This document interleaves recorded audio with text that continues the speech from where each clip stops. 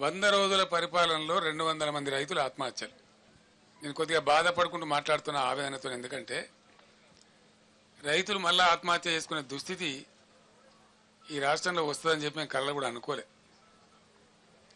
ఎందుకంటే చాలా వరకు పనులు మేము చేసి పెట్టినాం, పటిష్టంగా చేసి పెట్టినాం.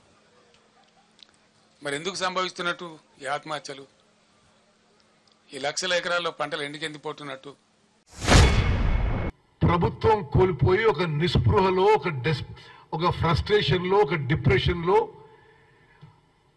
మాజీ ముఖ్యమంత్రి కేసీఆర్ గారు మాట్లాడిన అబద్ధాలని ఖండిస్తున్నాము. ఇంత దిగజారుడండి. 100 రోజుల్లో 200 మంది సూసైడ్ చేసుకున్నారు. కేసీఆర్ గారు ఇటువంటి అబద్ధాలు మాట్లాడడం తగదిది. ప్రజా జీవితంలో కొన్ని విలువలు ఉండాలి. ఇట్స్ ఎ కంప్లీట్ లై. 100 రోజుల్లో 200 మంది సూసైడ్, కంప్లీట్ లై.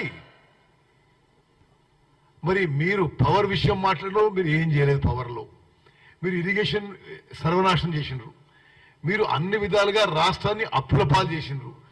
మీరు 10 ఏళ్ల పాటు దోపిడీ చేసిండ్రు. రాష్ట్ర ప్రజలు ఒక స్వీపింగ్ మ్యాండేట్ మీకు వ్యతిరేకించారు. మరి మీరు కొద్దిగా హుందా ఉండి మీరు ఇటువంటి తప్పుడు ఆరోపణలు మానుకోవాలి, ప్రజలందరూ గమనిస్తుందని చెప్పి